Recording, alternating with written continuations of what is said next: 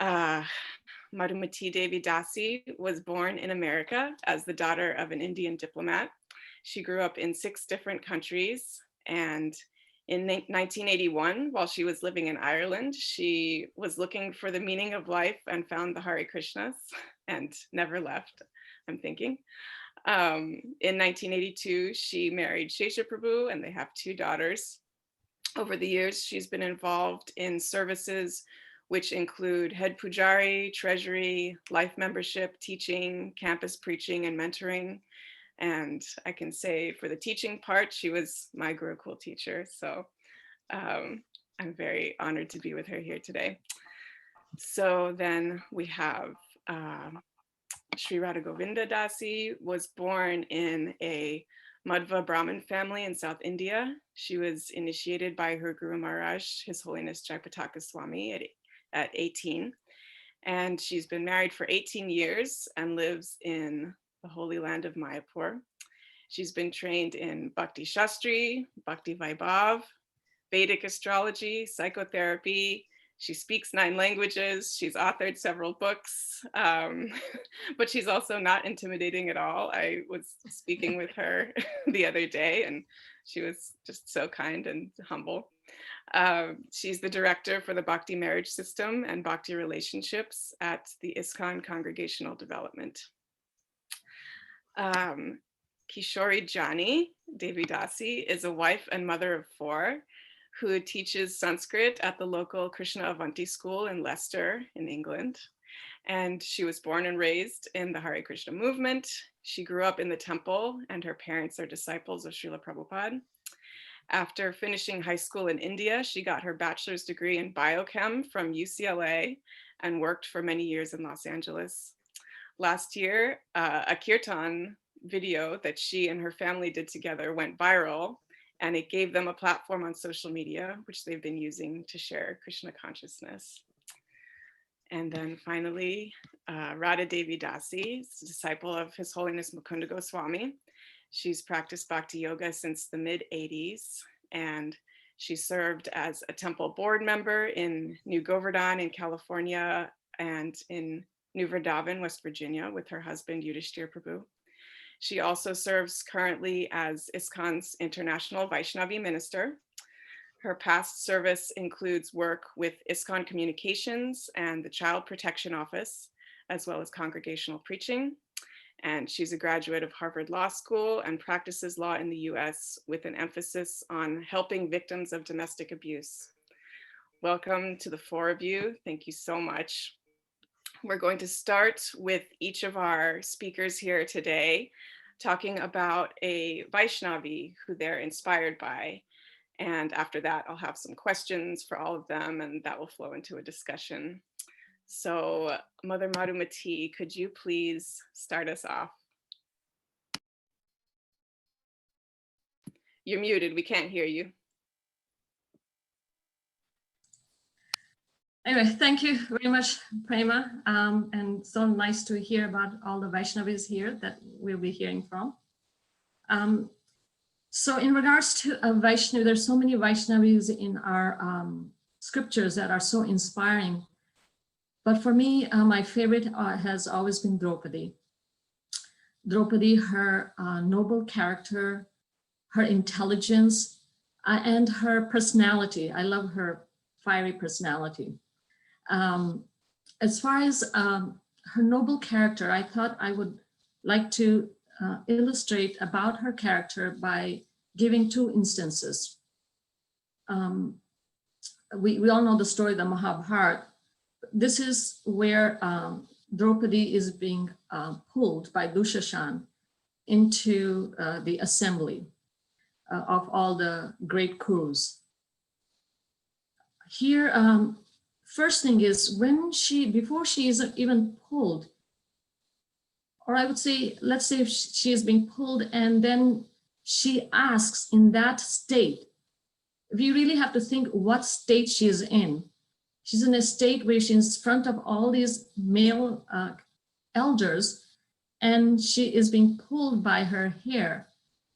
Even in that situation, she's like Radha Dasi, a real attorney, she hasn't lost her intelligence. She's able to ask such question where even Bhishma Dev, the most learned person, is not able to respond. But then after she doesn't get any response and Dushashan is about to pull her sari, she is so, you can imagine, she is in a state where she has no idea, nobody's there to protect her. And she's looking at her husband, she gives him a look, and nobody gets up to do anything to protect her. This is the umpteenth degree of abuse of a woman. I mean, people, one thing is a woman or anybody is being abused, but people who are supposed to give you protection are right there and are not giving. This is her state. And so we know she knows where to take shelter. She knows to take shelter of Krishna. But the most amazing part is this one, is that after she gets the shelter and everything, Dhritarashtra is asking her, he asked for, you can ask for a boon. This is the most amazing thing about Draupadi and her character, is what she asks. The husband who is the one who put her in the situation where she was at that moment, the first thing she asks is that let him not be a slave, let him not be considered slave. So the husband who put her into a slavery situation where she was going to be a slave for everybody, for Duryodhana and their whole crew, she's asking to free him. Then she asked for her other 4 husbands to be freed. And then when she's asked something else, any boon, she doesn't ask any, because she knows that her husbands would take care of her. The husbands who put her in that situation, she knows that they will take care. I mean, what a character, what it's so unimaginable. Yeah, I do have another couple minutes to give another story of, or I should, yeah, okay. So this shows her character. Give you another example in the Bhagavatam, this is directly from the Bhagavatam, where her only 5 sons are killed, are murdered by this Brahmana. And Arjun, her husband, tells her to pacify her, don't worry, I'm going to get that killer and bring you here, and then you can take your bath standing on his head. A real Kshatrani would do that, stand on somebody's head and take a bath, you know. So she's crying, and Arjun brings him. And the way he brings him, he's tied like an animal with ropes. And what is the first response of Draupadi? She says, release him, release him. Actually, before she says that, she offers her obeisances to the person who she's lamenting. She's lamenting that her sons have died, but the murderer comes in front. She first offers her obeisances to him because he's a Brahmana. And then she says, release him, release him. But then understand her character is just amazing. She gives a few reasons, but one of the reasons that really that really touches my heart is that she says, I don't want his mother to suffer like I am suffering. So this woman is suffering. I mean, who else is more dear to you? More than the husband. I think the kids are more dear to us as a woman. We're so you know, I mean, I shouldn't say more, but whatever. She's so, her sons have killed, and she's thinking about somebody else's suffering and not want them to suffer what she's going through. So I feel like her character is just very amazing and is very inspiring to me in all sense as a devotee, and how she deals with people, how she's dealt with when she's in a very difficult situation. So I think my time is up now. So thank you very much. Thank you so much. So evocative, and I found myself getting emotional all over again, even though I know these stories, because it really is so amazing. Kishori, would you like to speak next?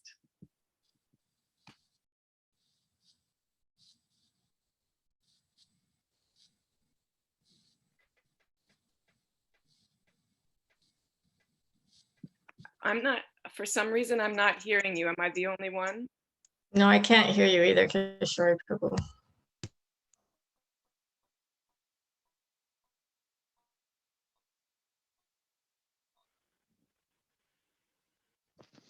No better? Oh, yeah. Oh, we're back on. Sorry. Okay. I was just going to say that was just so wonderful that to see the light in the darkness like that, the way you presented Draupadi's character, because it's such a heavy. Anyway, I'll share the personality that I chose was Queen Kunti, not least because it's one of the most difficult characters for me to have accepted and understood in my own spiritual journey, and a journey as a woman. I always found it very difficult to actually, of course, Draupadi is there, but the one that really got me was the prayer by Kunti Devi when she's asking for suffering. That just I couldn't accept it growing up. Maybe because of the suffering around, I couldn't understand it. I couldn't comprehend it, and so I remember praying as a young person that Krishna, I don't want that. I want the opposite of Queen Kunti's prayers because I don't want to suffer. And many instances that have transpired since then. Maybe it's Krishna's mercy that now I'm able to actually see what the prayer is actually getting at. So it has transformed my understanding of suffering itself, and that's basically I would say my journey so far in actually accepting the path of bhakti, and understanding what it really is, because my whole life I tried to avoid suffering. I didn't want to suffer. It makes no sense to me. Even if at the end of it I get Krishna, I don't want to suffer. That was my conversation with him. So I have now come the other side and understood that actually suffering, this is my understanding of it, whatever material suffering and material happiness is actually the opposite experience for a devotee. As soon as we take shelter of Krishna, Queen Kunti is highlighting that it's almost the opposite experience. So the absence of Krishna is the real suffering. And she, when you read her prayers towards the end, she says, well, if you're going to leave me, that's what it came down to. He's going to leave now. He's leaving them. His physical presence will no longer be there. And that's too much for her to bear. All of the suffering that she's had so far was not actually suffering because Krishna was present. And therefore it was joy. That the material suffering experience for a devotee becomes joyful because that's the moment Krishna comes to help us. And as soon as we're materially enjoying and comfortable, it's almost like to that degree we're actually separated from Krishna, and therefore that experience itself becomes that happiness. That material happiness is actually an experience of suffering. So I don't even know if I'm making sense in explaining this, because it's so nuanced that in the material world, any happiness and suffering is actually the opposite experience for a devotee. So in all of she remembers in her prayers all the times Krishna has come to their rescue, and all the horrible things that he protected them from. And that was all blissful for her. She's remembering it with so much joy that because you were there, it was a completely transformed experience. And now that you're about to leave, how can you leave us? When you leave us, it's going to be like the soul that leaves the body. And it's almost like she held on to her dharma and all of her duties as a mother, and all the pain that she went through, as long as Krishna was in the center of it. And as soon as Krishna's now leaving, she's like, well, now let me give up my please help me give up these relations. Let me, help me cut the ties to my family so that my mind can now that you're leaving, so that my mind can be completely diverted to you, just like a river to the ocean. And so I feel like my journey in bhakti has been one of reassessing my relationship with material suffering. And she's really helped me understand that the absence of Krishna is suffering. So in the material world, if it's happiness that's giving us, material happiness seems to only come at the cost when Krishna is not around us. When the more materially happy, it seems that Krishna is leaving the Pandavas because now everything's settled. Now there's no more turmoil. Now there's peace. Now there's happiness. There's a chance for material contentment. So that was one aspect of Queen Kunti, which is just absolutely astounding. And the other parts are just as amazing. I mean, just her expressing her humility. She's saying, how can I as a woman understand you? My whole chip on my shoulder is that I'm no less because I'm a woman, like that's my thing. I'm not less because I'm a woman. But she's so intelligent, she's so capable, she's so powerful. And yet somehow she's accepting this mood of humility that, well, even these great yogis have a difficult time understanding you, then how am I, a woman, meant to understand you? And when I read that, it hurts. It's like, well, what does that mean? But she's just accepting us. It doesn't mean she's less intelligent, obviously. If you read her prayers, there's a reason why Srila Prabhupada, made it a separate book, Prayers of Queen Kunti. It's the most phenomenal, it's such a beautiful, powerful prayer. She's not less intelligent, but her mood of humility is just, it's so profound. And the fact that she has no confusion about the end of the war, the outcome of the war, but Yudhishthira is Dharmaraj, the person who is, proud of not proud, but like he's attached to being Dharmaraj. He's attached to doing the right thing, was always doing the right thing, under the guidance of Krishna, of course. But he is completely bewildered at the end. He's lamenting.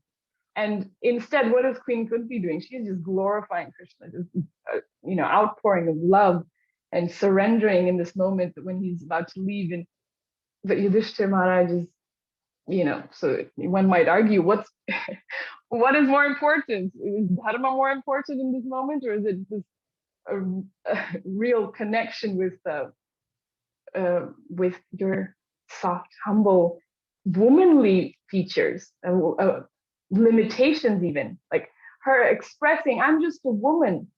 It's so profound to me. It's so profound to me. Sorry, I think I've taken up my time. I hope that was beautiful.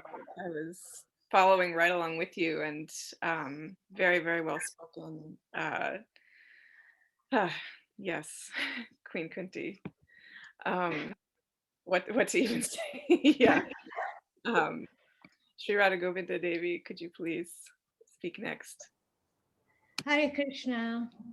Thank you. I'm so honored and humbled to be in the presence of all of you. Madhumati Mataji, I've met her. Kishori, it's my first time seeing you. Hare Krishna. Radha Prabhu, Hare Krishna. And Prema, thank you. You're such a good host.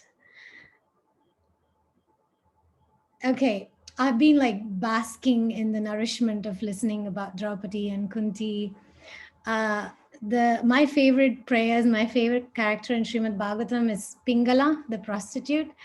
I know that's a bit unconventional, but her prayers have been my saving grace. And I chose Pingala for 4 reasons. First is that mentality of depending on something external in this world for happiness. Looking for substitutes is what I call it in my language, looking for substitutes, and the consequences of that, it can be learned by Pingala's life story and her realization. And the second lesson, or the second important thing that I chose this for, was she realized her value and her worth after going through the experience, and she realized that she's not cheap, and then she gets back on track, takes personal responsibility, and that's so inspiring. She doesn't start complaining, oh, it's because of my parents, they abandoned me, or because of somebody. She takes that complete responsibility. And then the other important lesson I learned from her is how I tend to have unrealistic expectations of relationships in my life. I want extraordinary things from ordinary people. And that's another lesson or reason I chose Pingala as my inspiring person to speak about today. When Dattatreya is the person who's the Avaduta Brahmana, who's learning the lessons from different persons, and he's speaking about what he learns from Pingala. And their purports are very, very strongly indicative how she actually enjoyed her profession, and she becomes really despondent when she's not able to perform her profession. And that again indicated to me this dependency on something external. And personally for me, this dependency about, like, in the Krishna consciousness movement, we read a lot about women should be protected. And although I think that instruction is for the man that women should be protected, but still, as a woman, we need protection. But there is another aspect of what Srila Prabhupada says. He also says that how much can a man protect you? So, like, taking that whole thing into consideration, this point about not depending on others has, let me say, it's been an important lesson in my life, like depending whether on my parents or my husband, and putting that responsibility for my advancement, for my growth on them, and wanting to be rescued. Some sort of wanting to be rescued is something I see from these Pingala's prayers. I have that maybe a twisted way sometimes of wanting others to take responsibility for me.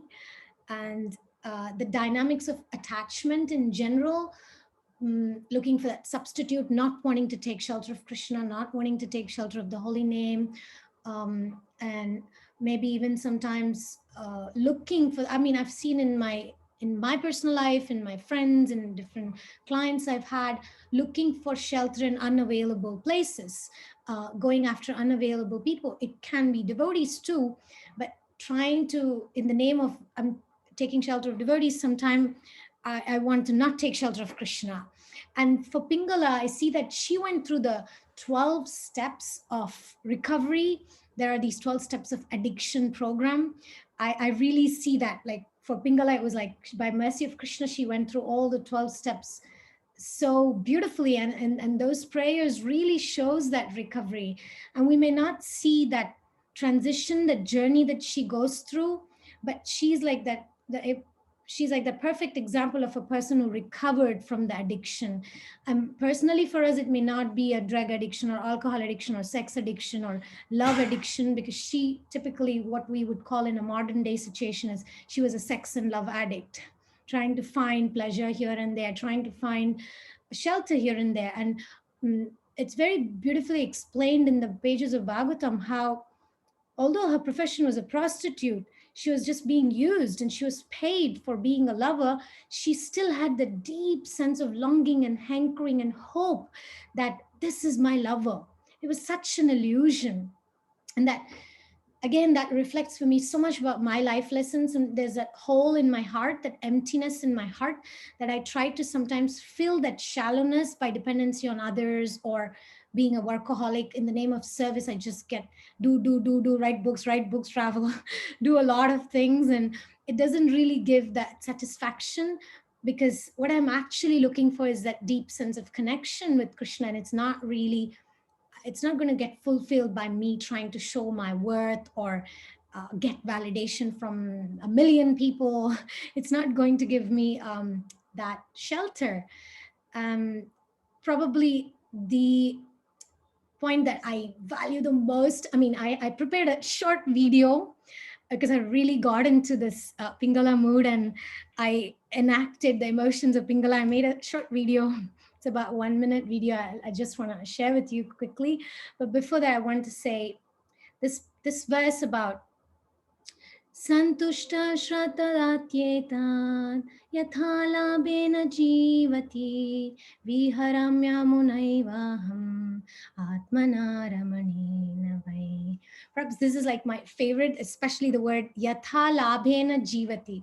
When she says, I'm completely satisfied, Krishna, and I have full faith in your mercy, and I will maintain with whatever is being given to me. And I shall enjoy my life with Krishna and with Krishna consciousness. And because Krishna is the real source of happiness and love. This point about yatha labena jivati, it can also relate to relationships. I've been given specific parents, I have been given specific association, specific family, and I must be satisfied with that and try to find my contentment there. And that's what is accepting Krishna's mercy. And here I want to show the little video that shows that she didn't have an overnight transformation, although we may read in those verses, but she had that going back and forth, looking at her past, and you can decide for yourself what you can see here. Can you please enable me, Prema, so I can share the video? Thank you.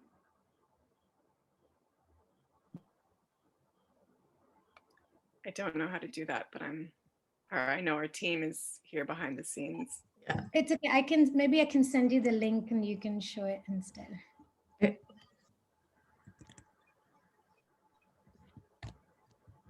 Okay, I sent you the link. You can just click it. It's in the chat box. Whoever is the host can do that, please. Yes. Yes.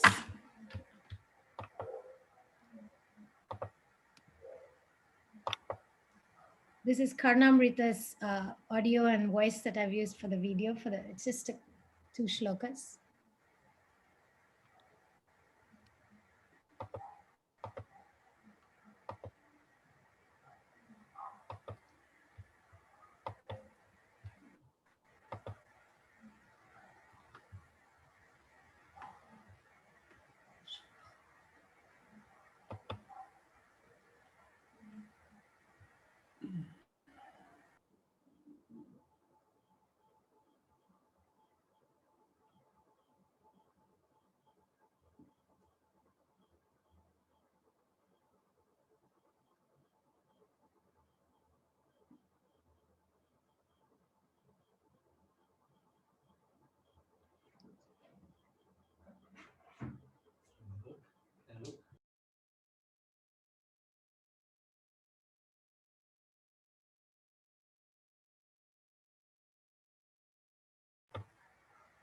I think the internet is not so good to do that.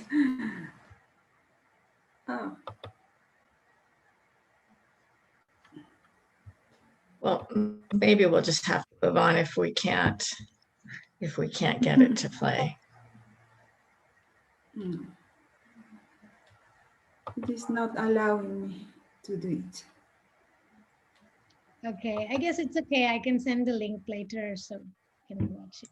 Sorry about that. Maybe we can try again at the end also. Yeah, or if you make me post, I can share. Sorry. That's not what we meant.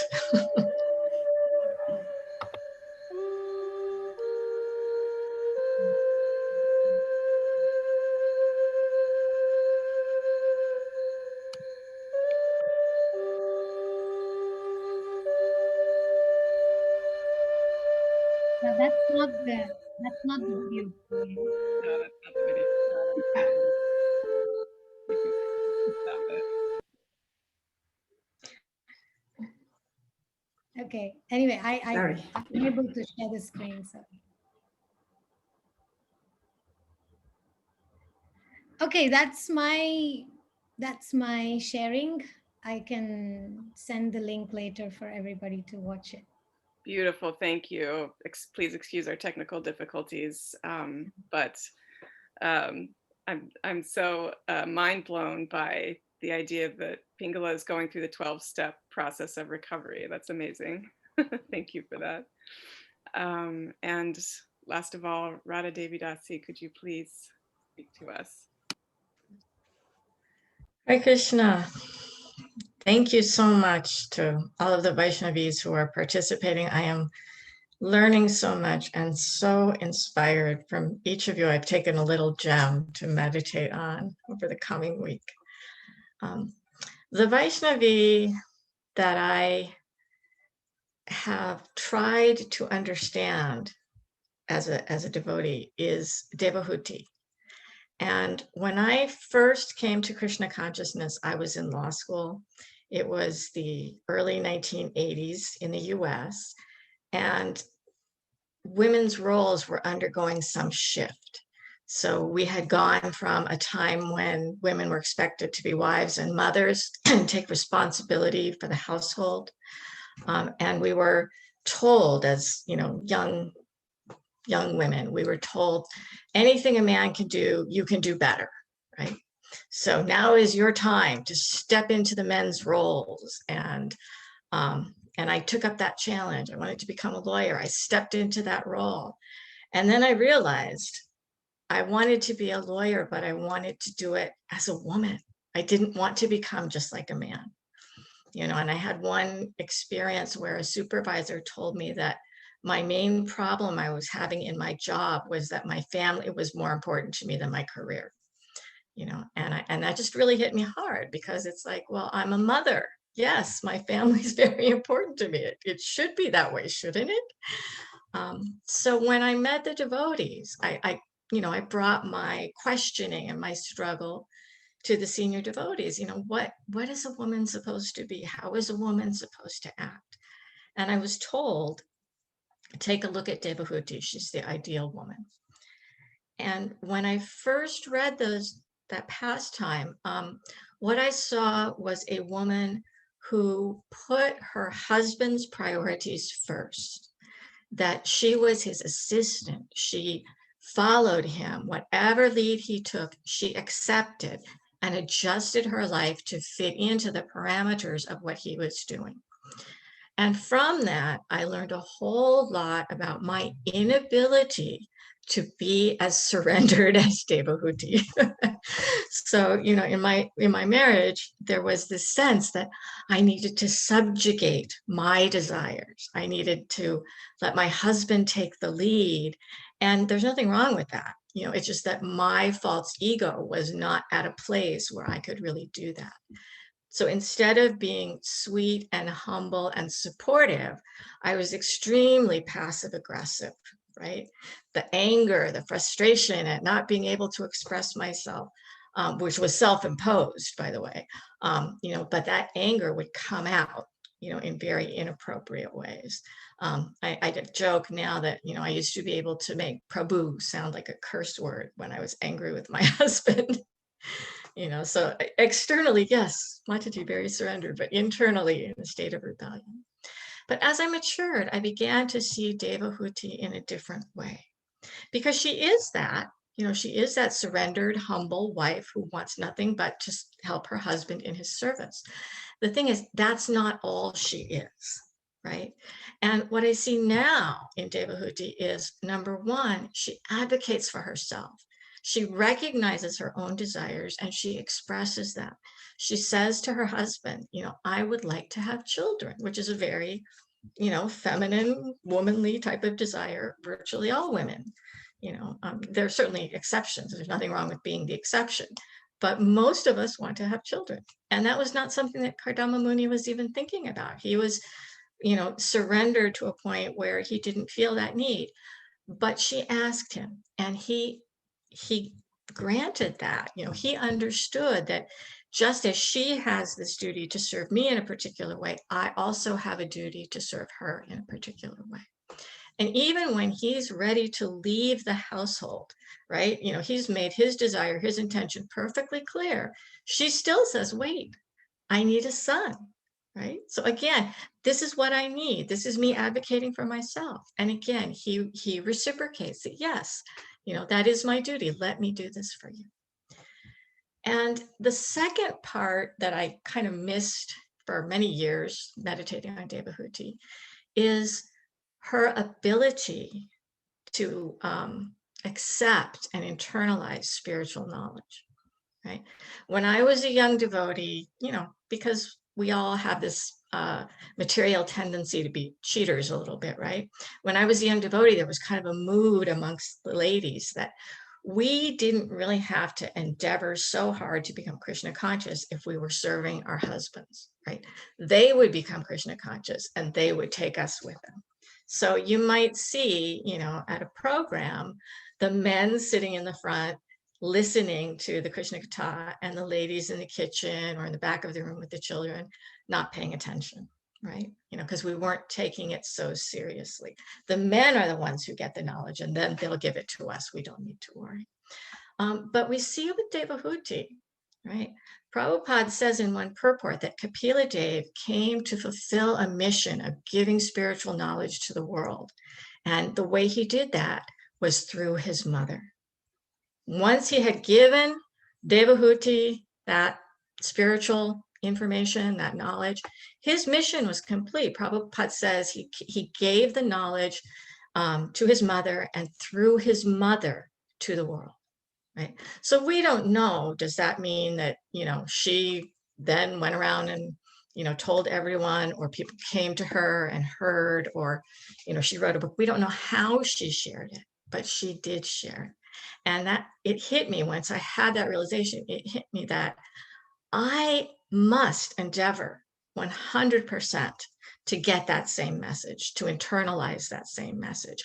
It is not fair or right or Krishna conscious for me to give that responsibility to someone else. Other people have a responsibility to help me become Krishna conscious, but they cannot accomplish anything unless I'm putting in the endeavor, right? And also that I have an obligation to share Krishna consciousness, right? And from the very beginning, Srila Prabhupada asked everyone, male, female, young, old, everyone, please share this message. That's what Sri Chaitanya Mahaprabhu asks of us as well. So to be responsible for expressing my own needs, for understanding my own level of realization and not trying to pretend that I'm at a higher level of surrender than I am, to offer my husband service, but also, to accept service in return, and to take responsibility for my progress in spiritual life. So these are the things that I've learned from Devahuti. Thank you so much. Thank you all. This is really, I'm finding this very special and moving right now in a way that maybe ignorantly I didn't expect to. So I'm going to jump into some questions now for all of you, and feel free, anybody, to jump in and answer and to comment on what each other says. No need to wait for me to ask you specifically, but I will if I have to. So I'm going to go to this question, speaking of especially Draupadi and Kunti, but I think in a way you could say all of these women that we're talking about, these heroines, they experience some traumatic experiences. That's what we would call them today, or traumatic experiences. And I see all of their stories as so advanced partially at least because they were so emotionally healthy. I know I'm using a lot of like modern vernacular, but they seem very emotionally healthy along with their extreme spiritual advancement, to act in the ways that they did, to behave in those ways. And so sometimes I feel like Shastra doesn't always include as much delving into the emotional work that somebody might have to do in order to become conscious before they become Krishna conscious, as we say. So can you all, if you can, speak to any kind of emotional work that you've done in your life which has assisted with your spiritual growth? Feel free to jump in. Sri Radha Govinda, that sounds like a question for you. Oh God. Well, my answer is I'll let you know once I begin my emotional work.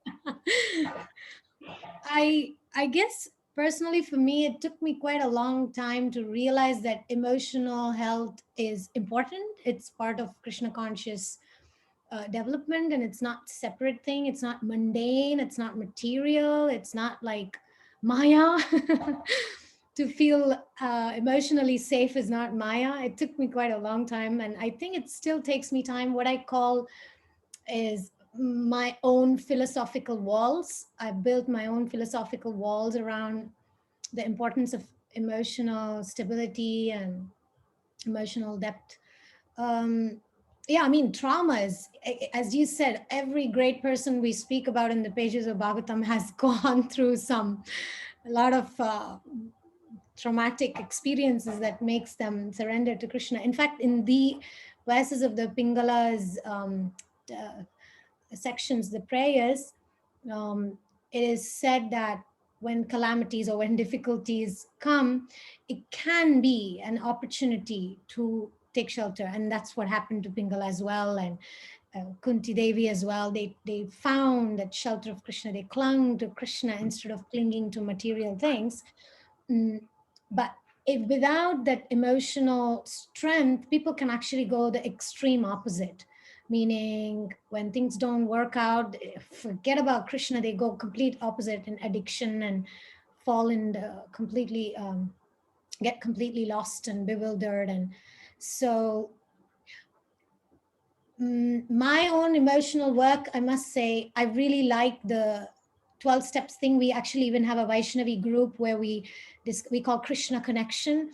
We discuss the 12 steps with Bhagavad Gita language and try to have meetings based on taking responsibility, owning to our choices, and finding emotional support, as Radha Prabhu was mentioning, to not pretend to be somewhere I'm not.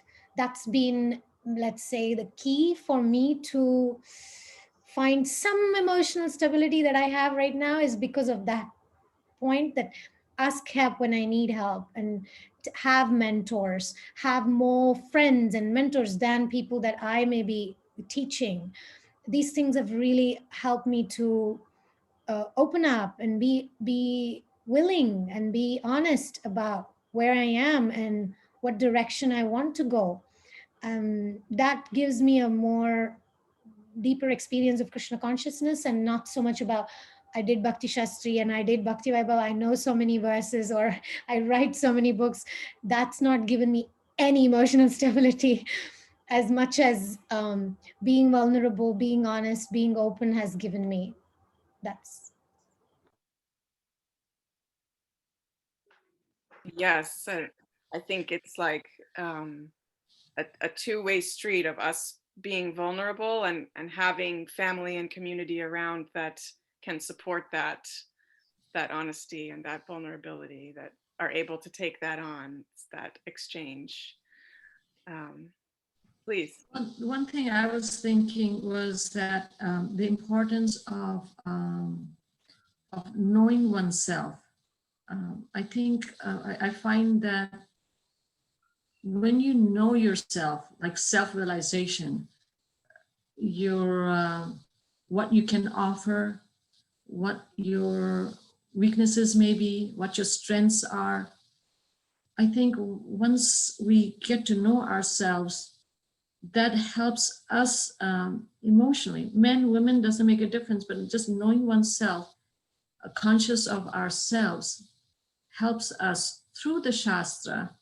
Like even like for Draupadi, I was thinking, why am I so attracted to her personality? Because to some extent, I find maybe some common things where she, her justice, wanting justice. I see myself that if there's not justice, I have a fire in me, you know, and Prema knows, but it's a gentle fire, but it's there where I need to take care of. And I think when you know yourself, you can find in the Shastra those personalities that you feel you can relate to, and even get that support from them.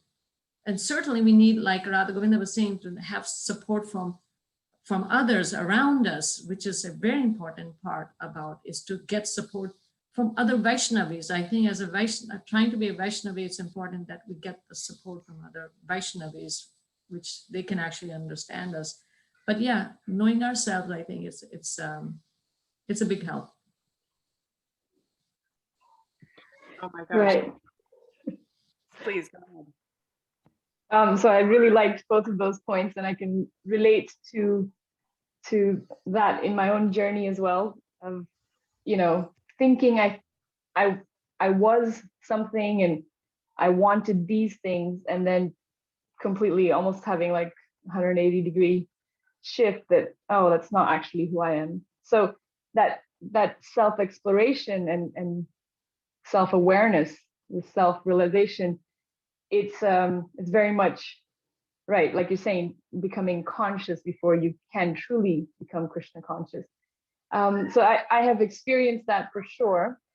At the same time, I would propose that this idea of dharma and these kind of roles that we were given, that I truly rejected for a long time. The fact that, you know, that women should be protected, women should get married, women should have children. All of these things seemed to put me in a box, you know. So in my early days, I didn't accept that. I thought, no, I want to know who I am. I want to explore who Kishori is, and what her uniqueness is or individualism is. And it was a you know, exploratory time for me, and I realized actually that the dharma, the recommendations are actually there for allowing that exploration within that sacred, safe zone. So once I realized I don't want to actually be alone, you know, because initially I rejected marriage and the idea of needing anyone. I wanted to be independent and self-sufficient, and I did, and you know, I could see the attraction of it, and but over time my needs changed, and I realized I don't want to be alone. And the support, I really relate to this idea of, we need support. We absolutely need support. But my experience now is that support is the husband. That support is the family unit, because no matter how much we rely on other people or society, or, you know, nowadays there's this idea of equality of outcome. You know, we definitely have equality of opportunity in one sense, but now we're expecting society to somehow compensate women so that our outcomes can also be equal. So that, you know, we're having this expectation from society that, well, everyone should help me overcome my maybe womanly limitations. And I feel like that's actually causing a little bit of a problem, because society can't do that. The company cannot, like the person you work for, your employer, can't really take the role of the support, emotional support, and the real need that we have of support in our life. That has to come from someone a little bit more intimately associated with us, someone who actually knows us and understands, okay, sure, you might be saying something else on your face, but I understand what you actually mean because I know you better than, not know you better than that, but I know that you might be saying something but meaning something else. My husband will know that because he spent so much time with me. Whereas we put on so many faces when we walk out the door because we have to protect ourselves. So my realization is that actually society can help. They can do the best that they can. But the reason why women were recommended marriage and children or whatever these so-called boxes was not to limit us, was to actually allow us this platform where we are allowed to be fully vulnerable and fully give. And in that giving, because I give to my husband, because I serve him, because I trust him and love him, he can reciprocate that with me, and it really allows me to have that emotional strength, emotional stability. And same with, you know, any extra people that you can serve seems to add to my experience of joy. You know, husband is one person I can serve, my children. So those are intimate people who I can serve and therefore gain that emotional stability from. It take give and take. We're society. If we expect society to compensate us for, you know, what are we able to, if we don't have a give and take, if we're not actually having a personal relationship with someone, they can't truly support us emotionally and in a true sense. So and after entering family life and motherhood, I've realized I've actually had more opportunity to explore my individuality in this non-individual setting. It's very interesting. This was a real breakthrough for me, that the more overwhelmed I am with motherhood, the more I'm finding out about who am I, you know, because I'm being pressured and pushed, and I'm really being like pulled everywhere. I'm like, okay, how do I work under pressure? When I get squeezed, what's coming out? Hey, Kishori, that's, you know, you're telling yourself a few different things, but you know, when everyone's wanting a piece of you, what's coming out? I'm having to really recognize it. And actually, so I was able to flourish more individually when I accepted this box that I really didn't want to be put into. Mm-hmm. And so it was allowed to be so much more emotionally strong. My work began when I thought I was comfortable, like in that sense, you know, like now I'm peaceful. I have support. I have love and support. Now I can really grow. Now I can really do the work necessary. So that's really profound, Kishori Prabhu, because this idea that we actually need to understand who we are and where we fit, you know, generally speaking, men and women are different, you know, and the thing about generalizations is when you try to apply them to individuals, they can be misleading. Right. So it doesn't tell us anything about an individual, but generally speaking, men and women, our brains actually differ and we think differently, and the hormones that are released in our bodies by different activities, you know, affect us differently. It's not just a question of socialization, it's also a question of biology. So to recognize who I am and how being a woman affects my consciousness, my abilities, my desires, it's so important, as we were all talking about this, you know, self-realization, knowing who I am. And we all flourish better when we accept who we are, you know, as a foundation for our process of spiritual growth. I'll add just one other little thing, which is that, you know, women, we should get married. That's, you know, and again, there's exceptions, no judgment, but generally speaking, women should get married. Generally speaking, men should also get married. That's the piece that we don't always talk about, but that's also true. That, you know, most of them also need that close companionship, that, you know, that other half to make a stronger support. If I may, I just wanted to share a point that I heard once that whatever emotional needs I may have, and I'm expecting somebody to fulfill it for me, I should try to fulfill 50% of that at least.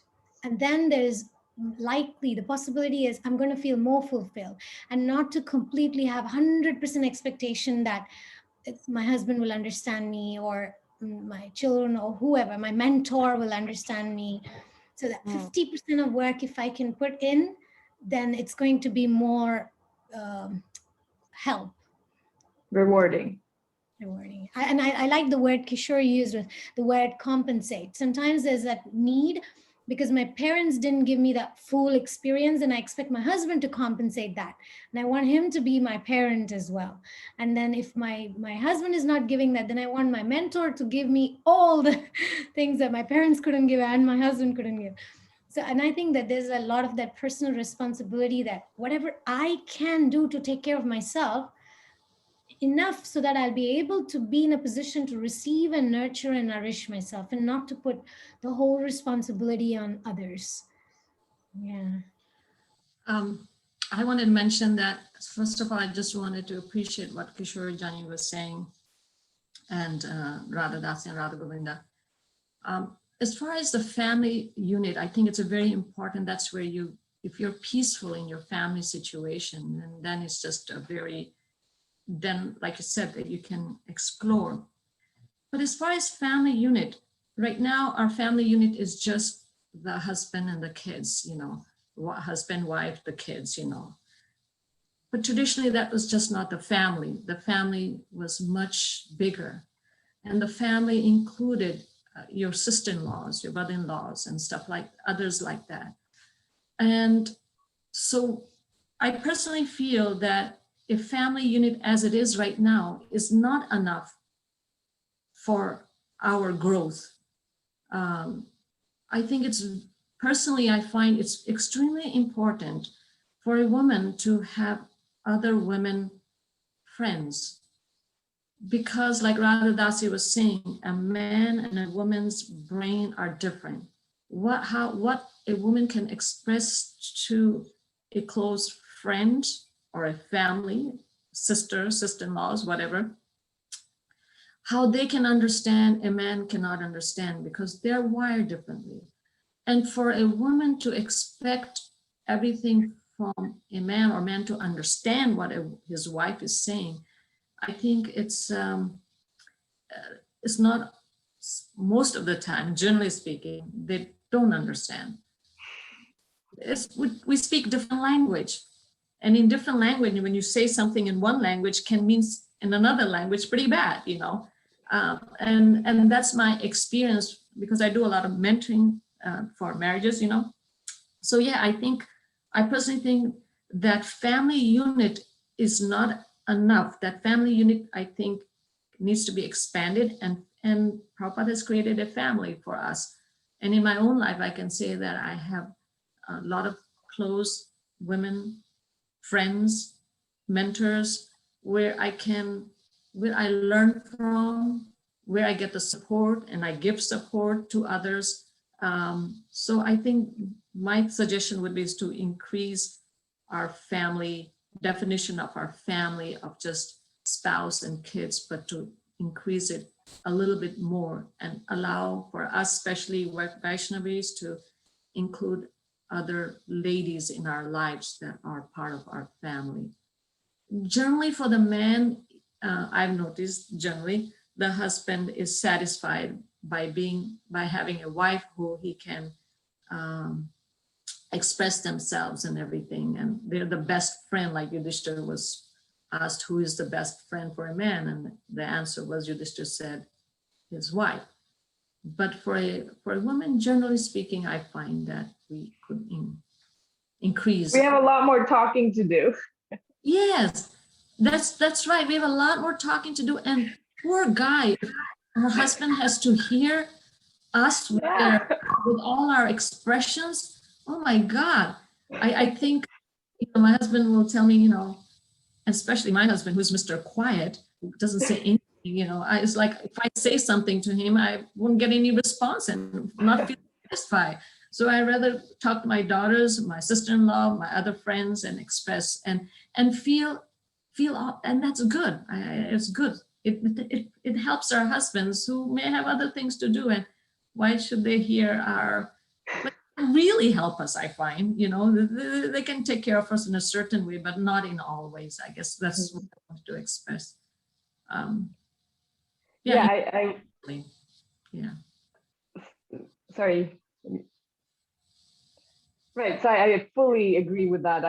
I'm aware of that need of mine that I, regularly, maybe at least, once a month, I'll go out and have girly time, like with friends at least. So to make that time out to whatever it is, to refill or rejuvenate yourself, and in terms of this camaraderie, like some, this feeling of being understood in your feminine energy is very, very important, because it is a very different energy. And that's why there's so many occasions in India, Navratri and women getting together. It's like a very profound thing. We need that. We need Sangha like this. I would say I would agree with you more than men. It's not that men don't need it, but it's maybe just different wiring, that they don't crave it as much as we do. So definitely resonate with that. But I would like to just maybe clarify that, is it possible to, my experience was that only after I had a stable basis of a relationship, because, in the beginning I kept thinking, well, I can just do this independently. I can just have my female friends, and I've got my male friends, and I should be fine. I should be able to just go through this experience and working really hard and making good money and successful, materially fulfilled life. But I realized that, again, my point comes back to this: unless there's an intimate exchange of service, it's almost like, I realized until I commit to one person, and so obviously once you have that stable family structure, then other things can help fill the pot. But Yeah. it was right, like, and if we don't have that stability, we're constantly looking for other people to fill that pot, and then it almost becomes like, well, why isn't this pot filling up? No, I think you're right. You're right, Kishori, that yes, I think generally, again, we're using the word generally because there are exceptions, but generally, yes, a woman is situated, it's almost like she needs an anchor. So that when the anchor is there, then you have a long rope to go around and do what you have to do. But having that stability definitely helps you to, it's needed. Right. Generally exceptions, but no, when that is there, when that anchor is there, so to speak, then yes, then it's easier to give more, because ultimately our life is, we want to give to others. Yeah, what is the purpose of our life? Is not to have a nice family or nice, no, it is to give whatever Krishna has given to us, to give that to others. And so the more we are fulfilled and stable in our lives, then the more we can give to others. And so you're right, we have to have that stability, and then we can give more. Yeah, thank you. I'm going to jump in. One of the questions we have coming from the comments, and if you have a question, please post it in the comments. The question is, or the comment, we can be fully vulnerable when we feel supported. Sadly, not every woman has that support. And I do think it's important to talk about this, because even if I am supported right now, there are going to be times in every woman's life, but where she may feel that she's not supportive. You're not married yet, husband has left, so many things. And it is really important to surround yourself with that support. When I joined ISKCON, I had already been married before, and I had a son, and my initial thought was to remain unmarried. And I remember speaking with Yamuna Devi once and asking for her advice on how I could do this lifetime of single motherhood, And I was really shocked when she told me, don't. She said, you know, everybody needs this really intimate emotional support. And she said, I've been fortunate to have Dina Tarnay, and we've been able to support each other, but that's very rare. You know, so that's one point, that don't be unrealistic in what we can actually do. You know, if you become a widow at 25, it's very different from becoming a widow at 65. So that's just food for thought. The other thing is, we often want to take shelter of the charismatic leaders, the rock star gurus, right? You know, but we have to remember to also take shelter of other women, particularly senior women. You can't learn to be a Vaishnavi from a Vaishnava. You need your mothers. So we have to ask for that shelter. And then, as you know, older women, or even, you know, junior women, we have to actively offer that support.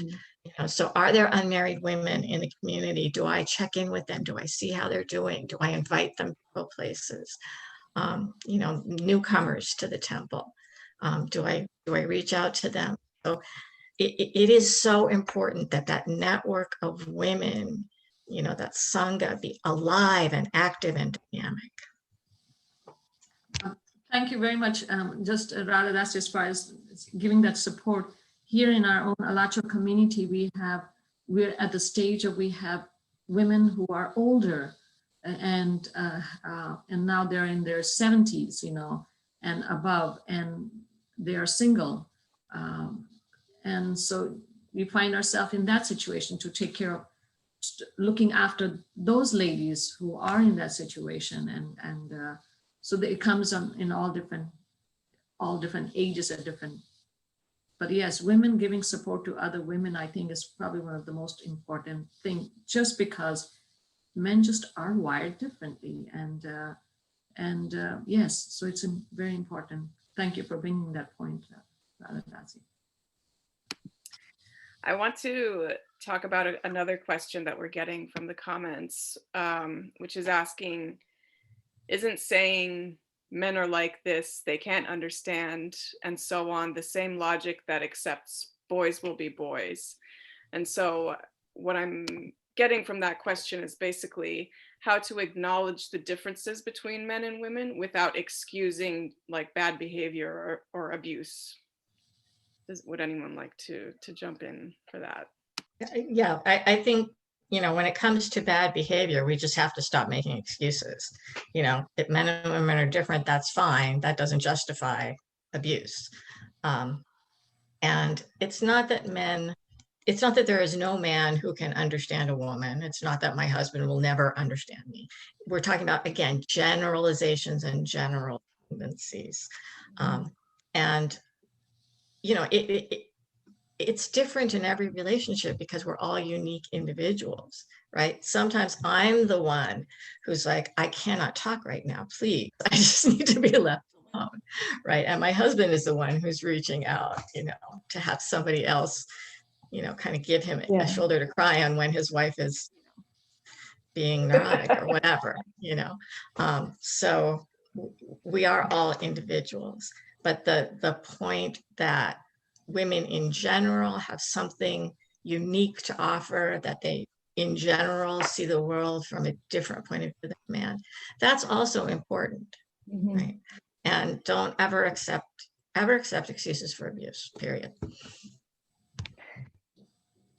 If I may, I really liked your point about it's almost like you're touching upon tolerance. I mean, of course, abuse there's just no argument, you know, there. Abuse is never okay. But I think there's a really thin line as well, especially nowadays. I find that the envelope is really being pushed as to what abuse is versus maybe just someone being imperfect or having issues. Like, I feel like our tolerance level could really deal with an awakening, maybe, because the more you're married for a longer period of time, you realize it literally depends on your tolerance. It's not like I am in any illusion how imperfect I am, or in any illusion how imperfect my husband is, or my children. I feel it's almost like the biggest lesson for me in married life and becoming a mother has been tolerance, has been the acceptance of imperfections. So recognizing that abuse should be used in the absolute extreme sense of the word, because I'm not trying to justify any lower level of abuse, but just recognizing that where should we draw the line between tolerating to our greatest degree, simply because that tolerance is spiritual currency for me. It's actually my ticket to joy. It's an interesting concept that the more I tolerate, the more I benefit, not him, not her, not them. So I feel like a lot is getting lost because we're very, very sensitized as a society now, especially women, because, we've been through a lot and you hear horror stories. And so you get even more paranoid. I feel like we're entering a state of paranoia where it's like, well, he doesn't ever listen to me. That's abuse. Or he just said this to me, and I'm not trying to minimize anyone's experience. Please, I hope I'm not coming off like that. But just I appreciate what you also touched on, Sadhasi, that sometimes I'm the one who has no time for the other person, and it's just a matter of our flaws and our own weaknesses, and we are not perfect beings. And so just wanted to say that. Thank you very much, Kishori Jani, for bringing that very important point. That is how so freely the word abuse is being used. It's actually pretty sad. I think it's important of how we actually react to an actual abuse, even because or minor abuses, or something that maybe I wouldn't call it abuse, but somebody else may call it as abuse, but how you react to it. And I think that's a big thing. Again, in my mentoring other women going through their difficulties with their husbands, I find that generally when there is some kind of a clash going on between amongst the family, an abusive, let's say, expression is there or whatever, I find that the response is not a response, but is like a reaction. And that's why, so I think what you're talking about being tolerant, I think it's important to be tolerant and how you're reacting to it. So it's not you're tolerant and you're allowing the abuse to come to you, but how you're actually putting a wall, so to speak, without putting a wall. And so the person is not feeling neglected or whatever, but a way to do it. So it's not, you're not taking the abuse, but at the same time, not giving it back and make things worse. But yes, I think it's very important, the point you're bringing. Sometimes the word abuse is just too freely used in nowadays. Yeah. So thank you for being because go ahead. Yeah, just because even that statement, oh well, just boys will be boys. I'll be honest, my husband is very much like a boy sometimes.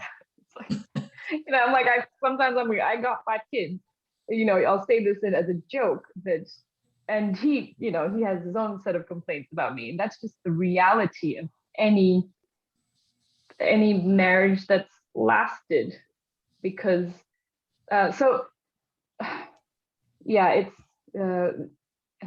my focus,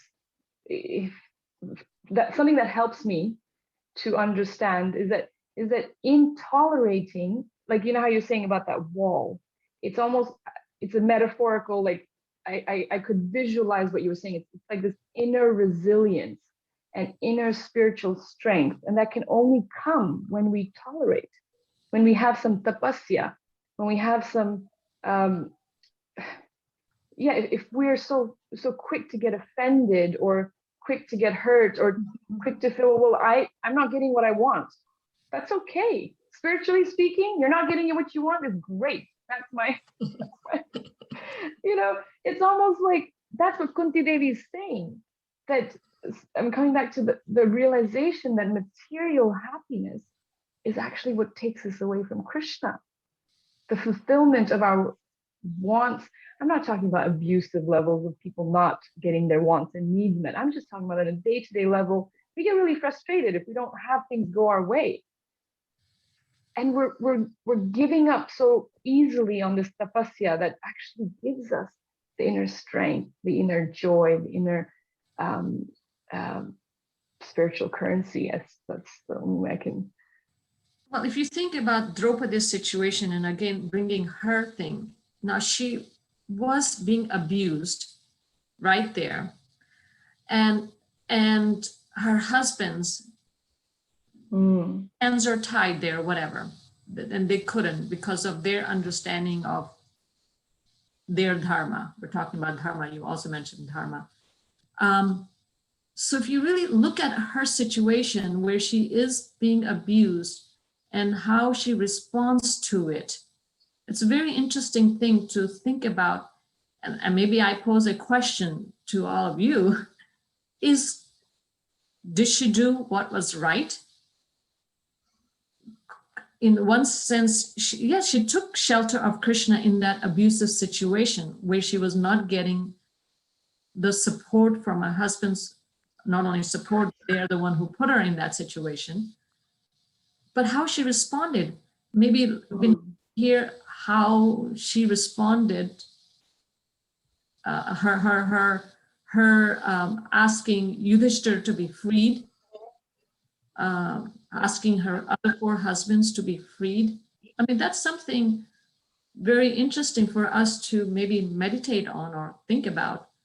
Was she a, what do you call the problem? People who take abuses. What is that word, Radhadasi? Is there some? I don't know if you mean like battered woman or Yeah, like a victim. victim or whatever. Victim. Yeah. What did she take the victim role? I mean, how did she respond? How would you say her response was if we put her in nowadays situation? How would you how would you grade her for how she responded and the boons that she asked? Well, I think the thing about Draupadi is that she understood that real shelter is with Krishna. You know, even if you have 5 husbands, sometimes as a woman, you're going to feel unprotected.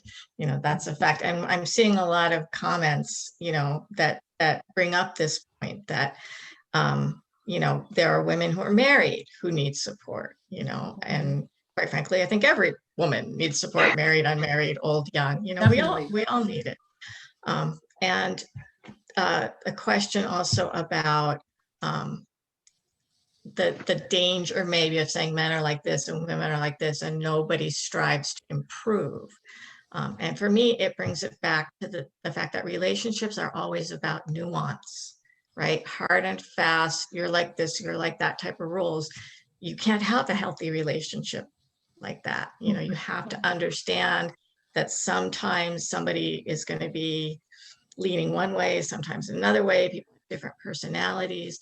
And so I think in marriage, sometimes, you know, and especially if we didn't in Vaishnava families, sometimes we don't know what the parameters are. You know, we don't know what's acceptable, like me with my, you know, oh, I'm going to be like Devahuti and, you know, do everything my husband asks me to do, you know, completely unsustainable. No way I could ever have met that goal.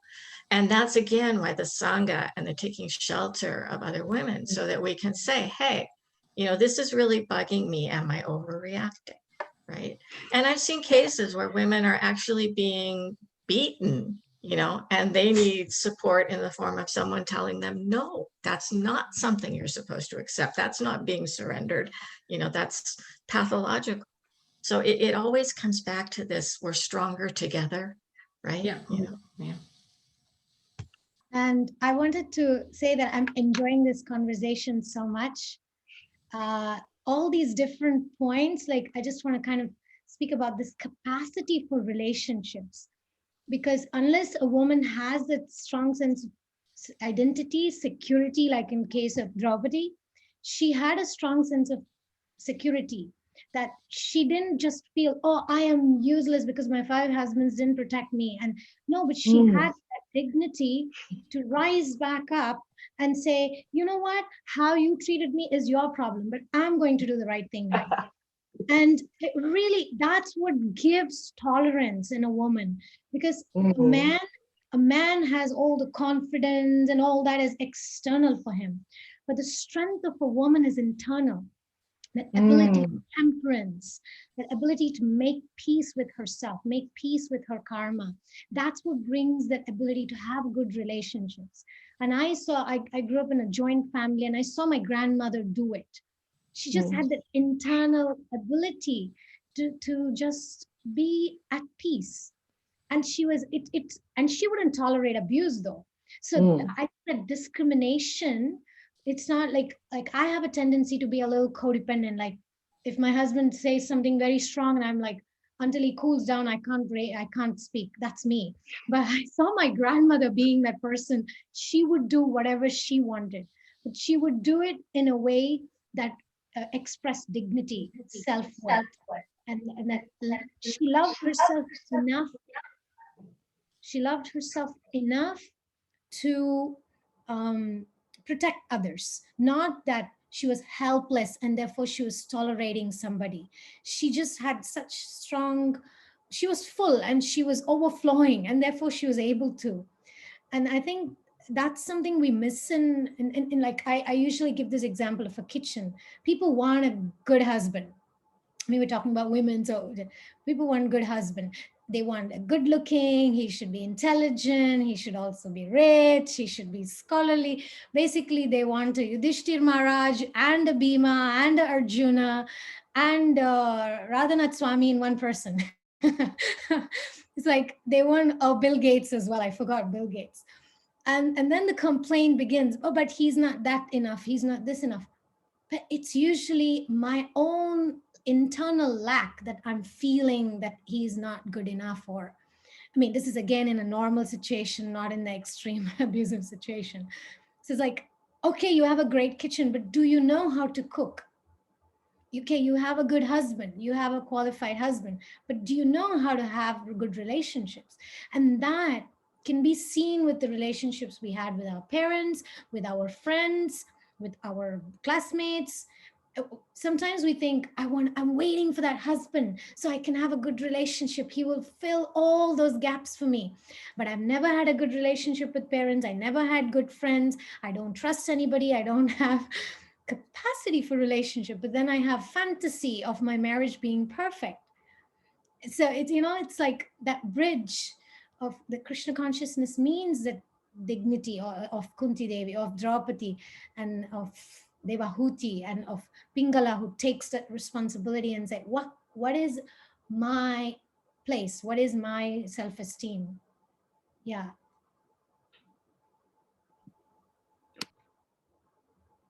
I just want to bring one thing more about Draupadi, just last thing. She freed her husbands, and they fought for her.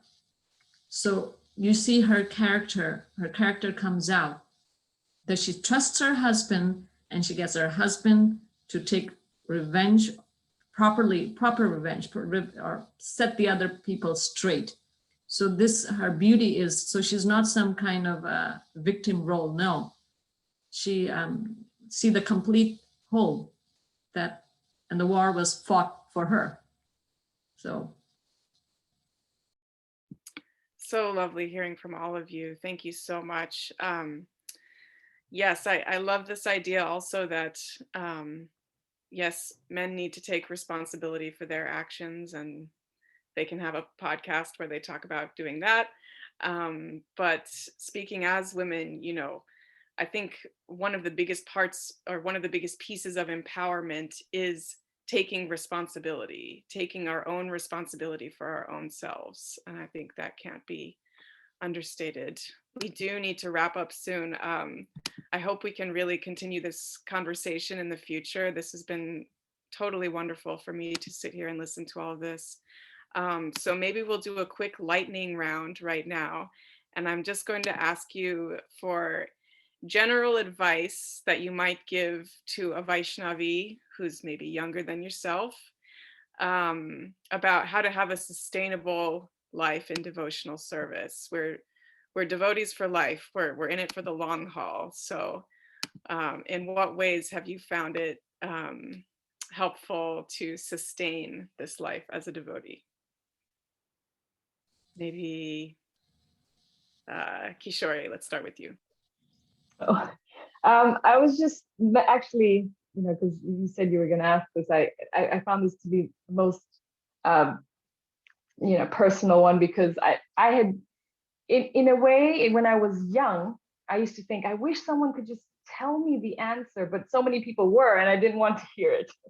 So there's this acceptance that for me, that the knowledge and the wisdom is there, it's all around, but what's stopping my receptivity? And my transformation happened when I started viewing the scriptural references or this Vedic system as something that was not against me. When I stopped looking at it like it's out to get me, it's out to make me a second-class citizen. Somehow it's only going to take from me and it's going to spit me out all spent and used. That's, because my, I guess, uninformed feminist in me, like someone was kind of saying this isn't right. So something wasn't right, and something wasn't right, because growing up there was a lot of abuse in the name of religion, in the name of the scriptures. There was, and I could see it and I could hear it. So it's not my intuition was off. It was on. It was spot on, actually, because I could see it around me, I could hear it. So I had to distance myself. But then coming back to it, it was this shift in perspective that was a misrepresentation. There was something that was off there, but that's not what the actual essence is, because Krishna is not against me. If he has said a statement like women, Vaishyas and Shudras can even attain me, if I look at it one way, if I look at it the way saying, well, why would he say that I couldn't attain him in the beginning? That was my initial, but if I shift that perspective and think, well, actually, he's saying that even when you become a mother and you have no sleep and you can barely have time to eat and you're extremely exhausted and you can't chant your 16 rounds or 64 rounds or whatever you're doing, and you can't read scriptures, if you surrender to me, I will accept you 100%. So it's almost like, actually, he's recognizing that my biological wiring is different. It has different rewards, different goal. It has a different goal. And therefore, I might not have the same amount of energy and time to focus everything on the Vedas and and therefore he actually is calling me out. He's saying, hey, I got you. I didn't forget about you. And, I'm here for you. And when that shift happened, and then when you hear statements, even if it's a ridiculous statement like women are less intelligent, then when you pause and you think, what does this mean? It starts revealing itself, and you realize, oh, it's just a different kind of intelligence, and both are essential. And anyway, so to someone who's young, I would say have faith that Krishna is your best friend. He loves you. And if he has said something, it's for our benefit. It's and if any part of this patriarchy, and whatever negative feeling you might be having, if you approach it with love and faith and trust, you might have a completely different experience of it. Thank you so much for that. Mother Madhumati, would you like to speak? Well, I can say in my own spiritual life, what has kept me now for so many years is being around devotees who are well are mature in their spiritual life, and hearing. For me, it's an important thing to hear, to know the scriptures. So if you know the scriptures, then you know what our philosophy says. And then you just need the personal example around you. So then you know how to do it. So you know what the knowledge is and you know how to do it. So I would encourage to make sure young Vaishnavis, they have older Vaishnavis there to help them, to support them, and that they also read the scriptures, Prabhupada's books. That's something Prabhupada wanted, important for us to read. So be somewhat versed in Prabhupada's books. Yeah. So, Hare Krishna. Hare Krishna, thank you. Radha Govinda Devi. My suggestion would be develop yourself, focus on your inner work, and don't try to get validation from outside, or you don't need to prove anything to anybody. Just do the inner work and give instead of waiting that somebody's going to rescue you. Also, don't go around rescuing others, but try to go in. They say it takes a village to raise a child. So if you don't have children, go help the kids out and help them to be a good aunt or uncle or whatever. And if you have kids, don't think that my kid only needs me. Let the child be raised by the community. Let the child get the support of everybody. And yeah, just focus on that self-work and give yourself validation at least 50%. Then you'll enjoy life more. Learn to cook instead of focusing on getting a fantabulous kitchen. Lovely, lovely. Last but not least, Radha Prabhu. First of all, I just want to thank all the participants. This has been one of the most enlivening conversations I've ever been in, and I am so grateful, and I hope and pray that you will all be willing to do it again, because I think there's so much we have left to discuss. I also want to thank the viewers who left comments or asked questions. I'm sorry we couldn't get to all of them, but they are all very thoughtful, and we do appreciate them, and I'm going to be thinking and maybe writing about some of them. For me, the thing that I had to do that was most important for me to progress in spiritual consciousness was to accept myself. And I had spent most of my life before I became a devotee creating this very wonderful facade. So, you know, under the illusion that no one would ever see that I actually wasn't perfect, right? And you can't make spiritual advancement pretending to be somebody else, right? You can't do that. You have to be authentically yourself. And what really helped me, oddly enough, was prayers that kind of sounded to me like people with low self-esteem. You know, I have nothing to offer. I am lower than the straw on the street. You know, only by my guru's mercy can I make any advancement. And at first, those really rubbed me the wrong way because I was trying to overcome low self-esteem. But Krishna gave me the realization that what this is actually saying is you don't need any material qualification to qualify for Krishna's mercy, right? You can be whatever you are, whoever you are, and Krishna loves you, you know? And I started to understand that these anarthas that I have are not me, right? That I could let them go, and thinking of it more like I'm wearing a dirty shirt, I could take it off and put on a clean one, than, you know, I need to cut off my arm or cut off my head, right? That who I really am, although I may not be aware of it, but who I really am is Krishna's beloved and someone who loves Krishna, right? This is the way I put it, you know, is that I gave myself permission to be a hot mess, confident that Krishna would know what to do with me. Jai, I love that we're ending on that note.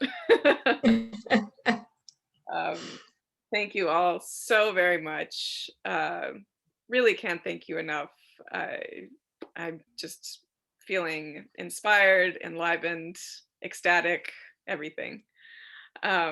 And thank you so much again to the people who left comments and questions, and to all of our people who are viewing this just now. Please accept my obeisances, and looking forward to seeing you all very soon. Jai. Hare Krishna. Hare Krishna. Thank you, Prema, Thank you. for being such a great host. Wow, I'm just in my heart. I'm sorry, I know it's over, but I just have to say it. I just feel so full, like you were saying, and so grateful to be here with you all, and just realizing that this is true treasure. This is the greatest gift that we have given to us. And anyway, I'm just feeling very full. Jai. Likewise. Hare Krishna. Thank you. Hare Krishna.